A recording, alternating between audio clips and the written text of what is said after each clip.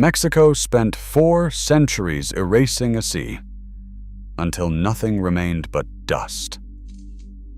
Then, they brought it back. 8,000 square kilometers were gone, and then restored, and the world never noticed. It begins with one canal, dug in 1607. In the year 1607, the Spanish crown issued a decree that would alter the Valley of Mexico forever. At the heart of this vast basin lay a shimmering lake, a body of water so large it dwarfed the early colonial city, stretching for thousands of square kilometers. But the city, built on its edge, was threatened each year by rising floods.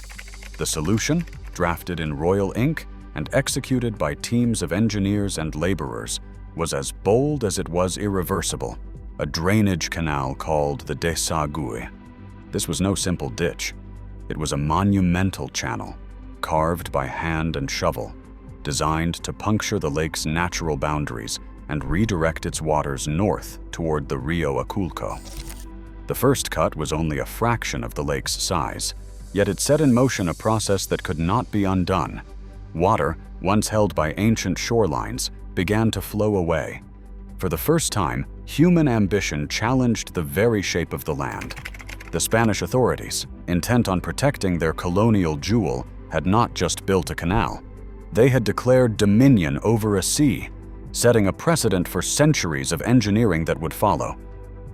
By the late 1800s, the vision for the Valley of Mexico had outgrown the limits of hand-dug ditches and colonial dikes. Now the ambition was industrial, and the centerpiece was the Grand Canal. Where the old Desagüe had been gouged from the earth by forced labor, the Grand Canal would be a feat of international engineering. British and French contractors, backed by Porfirio Diaz's government, brought in steam dredges, steel rails, and glass plate cameras to document their progress. Between 1884 and 1887, crews carved a 48-kilometer artery through the ancient lake bed, with walls of brick and concrete wide enough to swallow a river.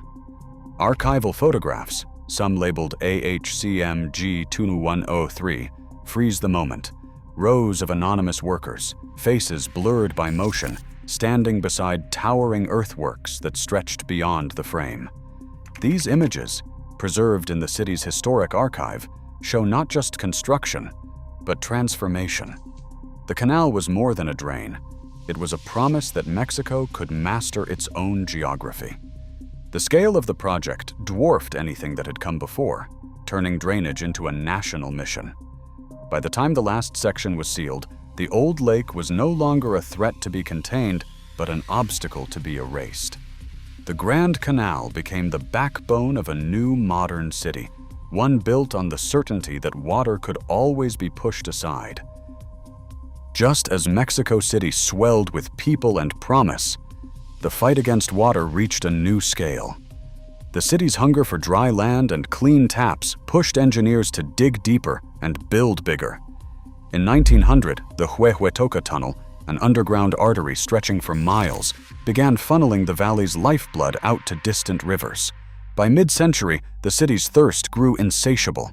Massive pumps, some as tall as houses, pulled groundwater from beneath the old lake bed day and night.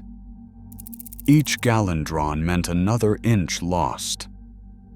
The earth responded with silence at first, then with a slow, relentless sinking. By the 1950s, entire neighborhoods dropped by centimeters each year, foundations cracking as the ground beneath them collapsed. Archival film reels flicker with images of workers tending to endless pipes, steel teeth gnawing at the basin's last reserves. The once vast lake was now little more than a memory, its basin transformed into a hollow shell. What remained was not just absence, but a vacuum, an emptiness created by the city's ambition and the relentless advance of its machines. The final blow had been struck, leaving behind a parched, sinking plain where water once ruled. Where a flat, lifeless plain once stretched for miles, a new basin now glimmers with water. Engineers and scientists from the Parque Ecologico Texcoco coalition stood at the center of this transformation. Their blueprint was bold: claim the abandoned airport site, sculpt the land into shallow wetlands, and reconnect the basin to life. The numbers tell the scale: 4,000 hectares reshaped, $250 million invested, and a network of effluent pipelines that deliver up to 0.8 cubic kilometers of treated water every year.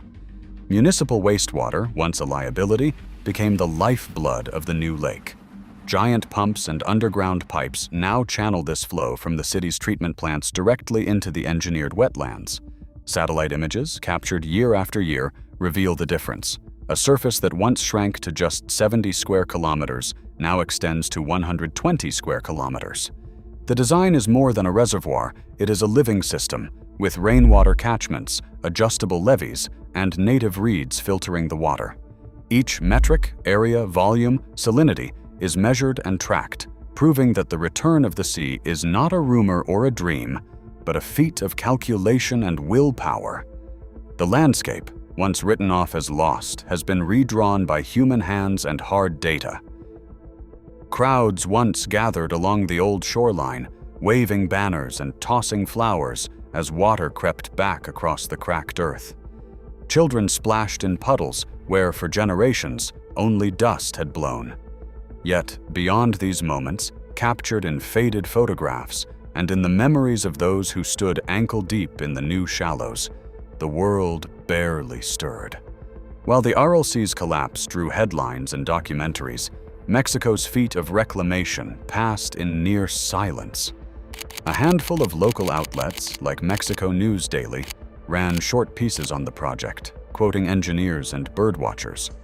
But outside the valley, few noticed. The stewardship fell to community groups, Fundación Tierra Viva among them, who organized volunteer plantings, water testing, and festivals celebrating the lake's return. Their reach was modest, their budget smaller still. No international campaign, no viral video, no celebrity endorsement. Success, it seemed, was measured in reeds and ripples, not retweets. Why do some environmental victories vanish from the world's gaze, while others become cautionary tales or global causes? The answer lies not in the scale of the achievement, but in who is watching and who remembers to care. Right now, water defines survival for cities worldwide. Mexico's restored sea proves radical change is possible, if we choose it. The question is, who will notice before the next sea disappears?